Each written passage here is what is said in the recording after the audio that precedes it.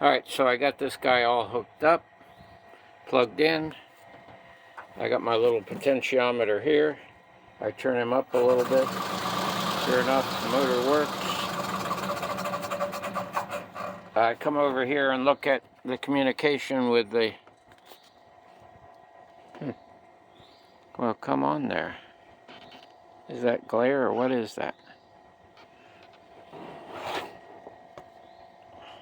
Oh, that's what it is. Alright, so there's our errors. Nothing, I looked at the errors and there's not any that are really outrageous. So, that means this stuff is set up right now. The other question is, do we have our controller wired up properly?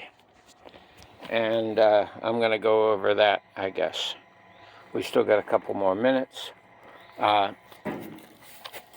One mistake that people have made is with these 4-wire cables here. And this is my one from my controller. But this right across here is what they call a snubber diode, which takes the kick out of the coil when you turn it off. And then, of course, we got our ground wire on the bottom. This one's marked positive on the top, but that was partially because he also came with a diode. I put my own diode in there also because there is, if that you don't have that, it'll blow out that control hairball. So, the other thing is, basically all this stuff is pretty simple. Chassis ground, 12 volts always on, key input and start input, which I put together, main contactor, which that's a positive output because your other end of your contactors, and then our throttle box. And they've got plus and minus, but it doesn't matter because they're just resistors. And so that's the hookup there. And then, of course, you got to plug in this cable here to communicate with the controller. And that's about it. There's other stuff you can put in there, of course.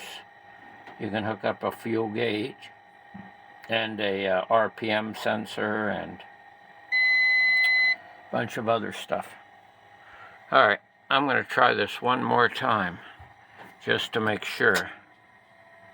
All right, turned it off, turned it on, goes through its pre-charging stage. This does do a little something a little different. No, yeah, look at that, it comes back on and off. I'm not sure. Oh. Huh.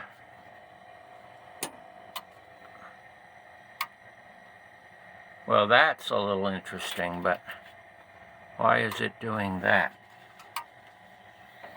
All right, so I'm going to check and see, because that is a little different than what it was just doing. I think we have a propulsion pack problem. But we'll see. I'm going to check his settings.